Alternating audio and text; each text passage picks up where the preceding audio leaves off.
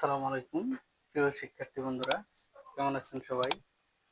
আশা করি ভালো আছেন। আজকে আমরা ইংলিশের একটা গুরুত্বপূর্ণ বিষয় প্রিপোজিশন নিয়ে আলোচনা করব। পার্ট অফ স্পিচের একটা প্রকার। তো আমাদের প্রত্যেকেরই এই প্রিপোজিশন এর ব্যবহার জানাটা অত্যন্ত জরুরি। আমরা এটা পড়েও অনেক সময় মনে রাখতে পারি না। এই জন্য আমরা কিছু টেকনিক ইউজ করে প্রিপোজিশনের ব্যবহারগুলো শিখতে পারি। তো সেই ক্ষেত্রে আগে আমাদের প্রিপোজিশন সম্পর্কে একটা ধারণা থাকতে হবে। প্রিপোজিশন আসলে কোনগুলো? প্রিপোজিশন গুলো হচ্ছে, আমি কমন কমন কিছু প্রিপোজিশন এখানে লিখছি। যেমন হচ্ছে in, on, into, to, up, by, for. তোমরা চাইলে এগুলো নোট করে রাখতে পারো। From, with, among, between,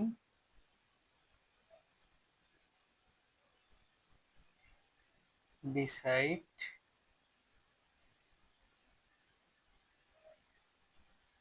then আমরা লিখতে পারি above, over, under,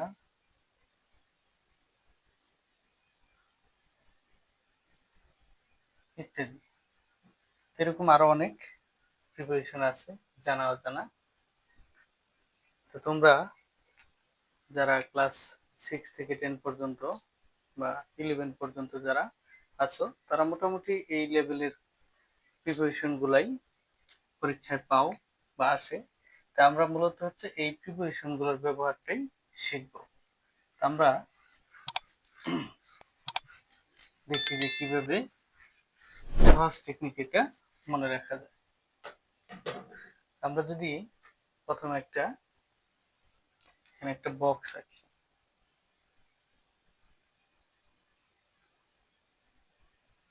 আচ্ছা, ধরো এই বক্সটা, আমরা যদি এটা একটু নিচে আঁকি তাহলে আমাদের লিখতে সুবিধা হবে।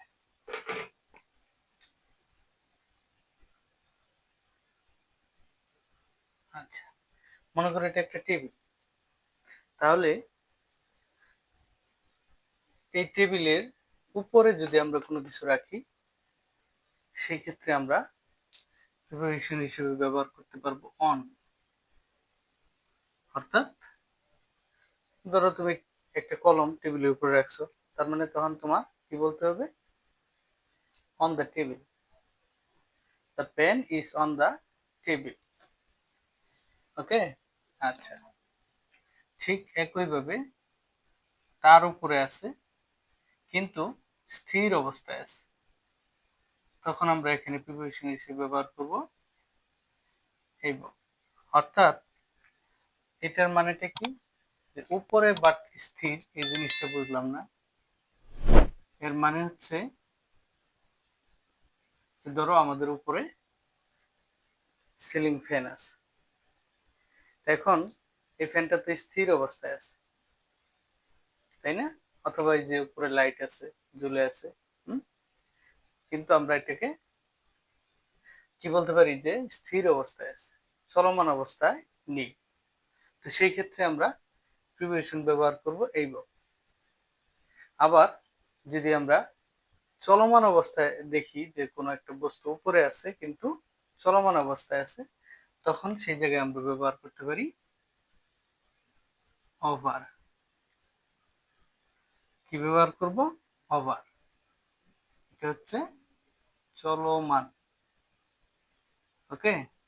আচ্ছা, যেমন আমরা বলতে পারি the cat jumps over the wall. অর্থাৎ বিড়ালটা কি করলো? দেয়ালের উপর দিয়ে লাফিয়ে গেল। অর্থাৎ দেয়ালটা কিন্তু স্পর্শ করেনি। তাহলে আমরা এখানে তিনটা প্রিপারেশন ইজিলি শিখতে পারলাম। একটা হচ্ছে কি, যে উপরে কোনো কিছুর উপরে স্পর্শ করে আছে, ঠিক ওই জায়গায় বসবে অন। ঠিক তার উপরে আছে কিন্তু স্পর্শ করে নাই, স্থির অবস্থায় আছে, তাহলে ওই জায়গায় বসবে এইব। আর উপরে আছে বাট চলমান অবস্থায় আছে, সেই ক্ষেত্রে আমরা প্রিপারেশন ব্যবহার করতে পারি ওভার। ওকে, আচ্ছা, এখন আসো আমরা উপর থেকে মাঝখানে চলে আসলাম। যদি কোনো কিছুর ভিতরে বোঝায় তাহলে আমরা সেখানে প্রিপারেশন ব্যবহার করব হচ্ছে ইন। ভিতরে বোঝালে ইন। ওকে, যেমন ধরো তুমি কোথায় আছো, যেমন ঢাকার ভিতরে আছো, তাহলে তুমি কি বলতে পারো, যে in Dhaka, I live in Dhaka. Okay, আচ্ছা, তারপর আচ্ছা আমি উদাহরণটি লিখে দেখি। আই, তোমরা চাইলে এগুলো নোট করে রাখতে পারো, লিভ ড্যাশ ঢাকা। তো এই জায়গায় কি বসবে, ইন, অর্থাৎ আমি ঢাকা ভিতরে আছি। ঠিক আছে, আচ্ছা, এখন আসো যদি ভিতর থেকে বাহিরে চলে যাই তাহলে কি বসবে, আউট। যদি বাহিরে বোঝায় তাহলে বসবে আউট।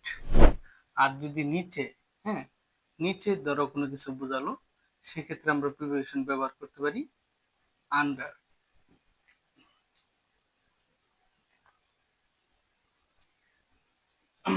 অর্থাৎ ধরো তোমার হাত থেকে কলমটা টেবিলের নিচে পড়ে গেছে, এখন এটা তুমি ইংলিশে বলবে যে কলমটি কোথায় আছে, টেবিলের নিচে।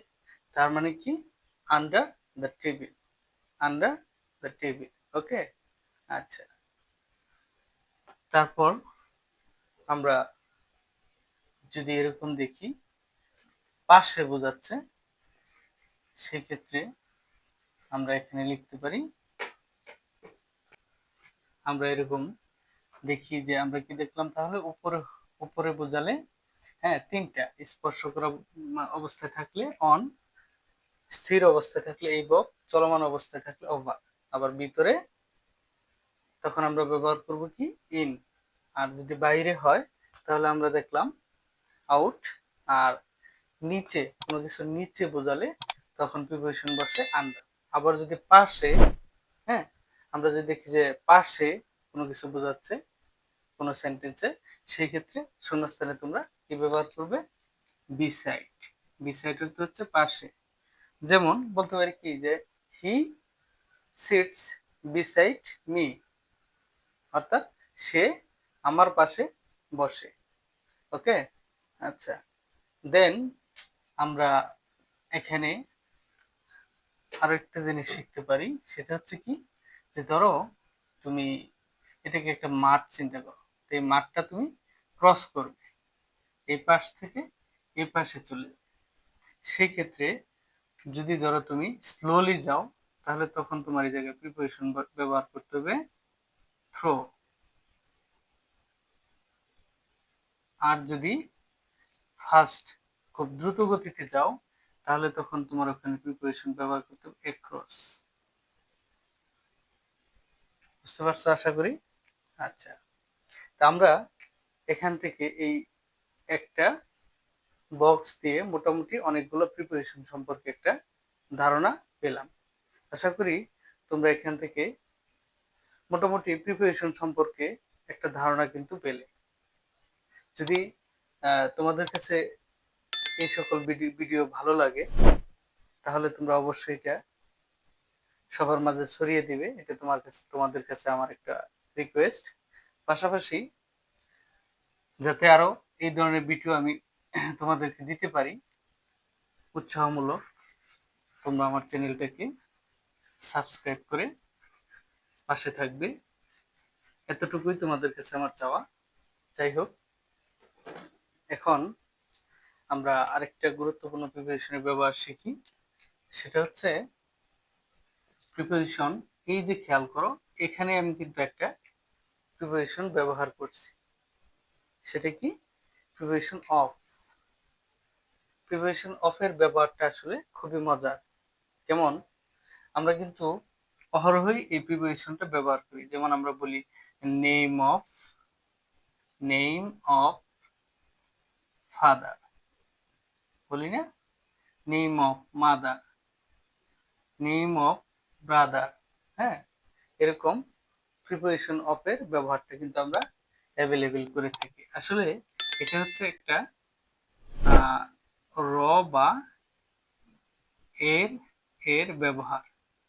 কিরকম, যদি কোনো নাউনের সাথে আমরা এরকম দেখি বাংলায় র বা এর যুক্ত আছে, ট্রান্সলেট করলে তোমরা যদি এরকম দেখতে পাও যে র বা এর আছে, তাহলে বুঝবে যে ওই জায়গায় প্রিপোজিশন অফ বসবে। কিরকম, আমরা যদি এখানে বলি যে কলমের কালি,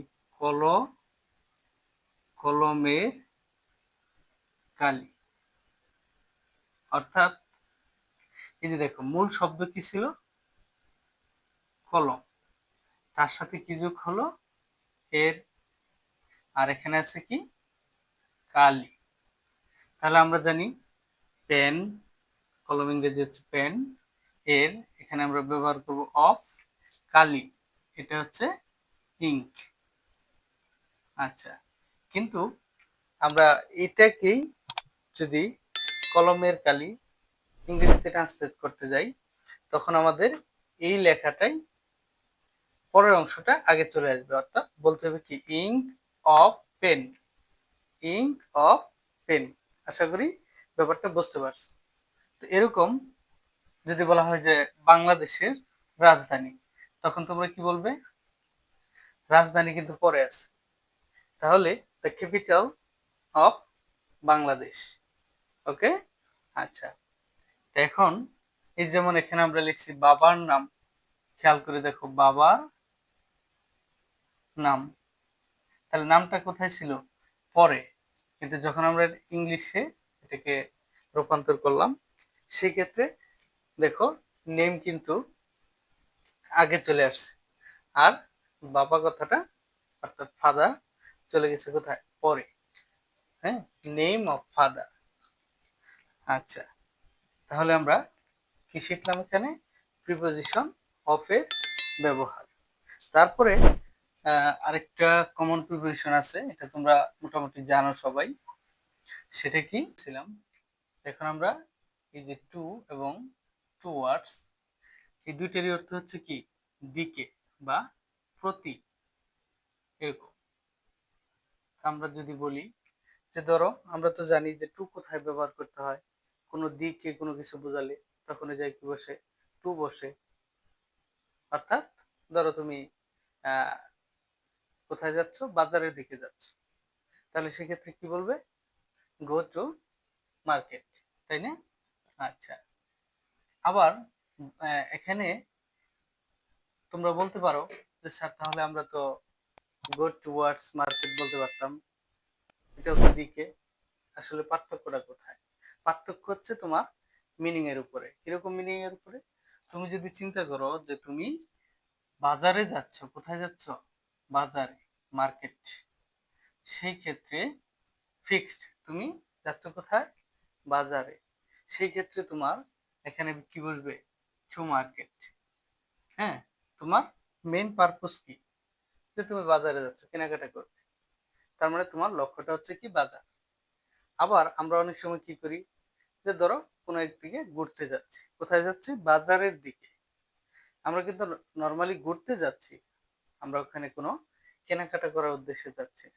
ঠিক এরকম যদি হয়, সেই ক্ষেত্রে তোমার এখানে টু এর জায়গায় কি ব্যবহার করতে হবে? টুয়ার্ডস। হ্যাঁ, টুয়ার্ডস, যে আই গো টুয়ার্ডস, সেক্ষেত্রে আমাদের ব্যবহার করতে হবে কি? I go towards market. আশা করি ব্যাপারটা বুঝতে পারছো, টু এবং টুয়ার্ড কখন ব্যবহার করতে হবে। আচ্ছা, তো মোটামুটি প্রিপোজিশনের অনেকগুলো ব্যাপারই এখানে চলে আসছে। তা আমরা কিন্তু মোস্ট কমন তিনটা প্রিপোজিশন আছে, সেটার ব্যবহারটা এখনো শিখলাম। সেটা কি? অ্যাট, ইন, আর হচ্ছে অন।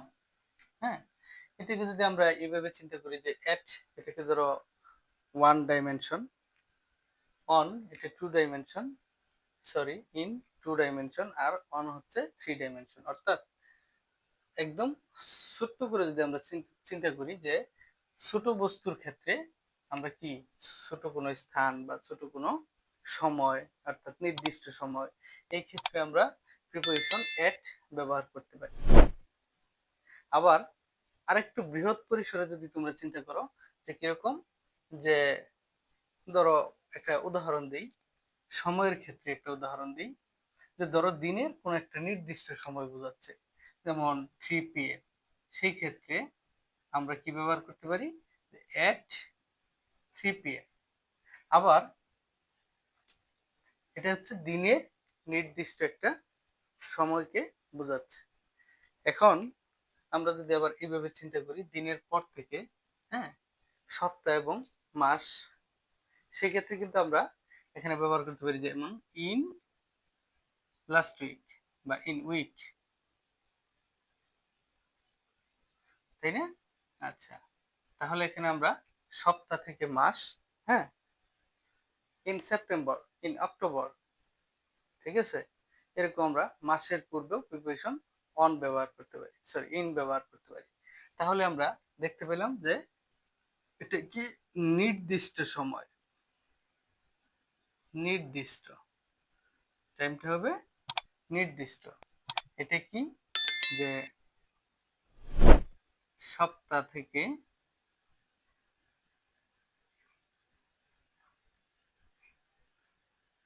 মাস, হ্যাঁ, এরকম টাইম বোঝালে সেক্ষেত্রে আমরা ইন ব্যবহার করতে পারি।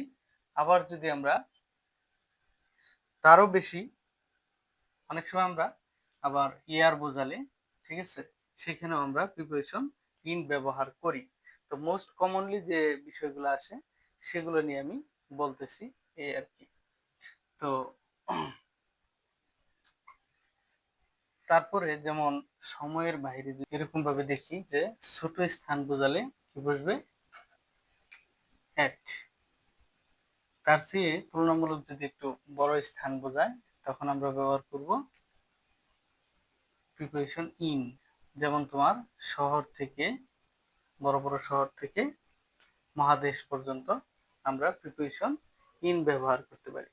এরকম আমরা যদি এরকম বলি যে he lives at Savar in Dhaka, তাহলে তোমরা লক্ষ্য করে দেখো তুলনামূলক, হ্যাঁ, ঢাকার চেয়ে সাভারটা কি ছোট্ট একটা স্থান বোঝাচ্ছে। সেক্ষেত্রে আমরা সাভারের পূর্বে কি বসাইছি, এট, এবং ঢাকার পূর্বে কি বসাইছি, ইন। আবার এখানে লিখছি কি আরো বড়, আরো বড় বলতে কি, যেমন তোমার হচ্ছে গ্রহ উপগ্রহ,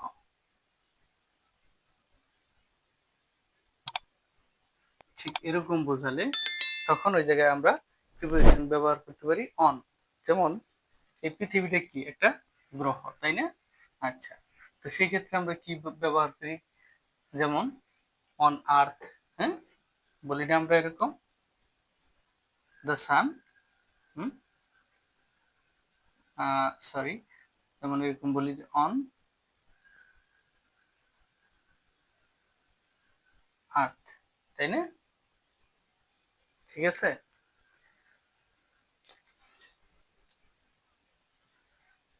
ওকে, আজকের ক্লাসটা এই পর্যন্তই। ভালো থাকবে, সুস্থ থাকবে, আমার জন্য দোয়া করবে। আসসালামু আলাইকুম।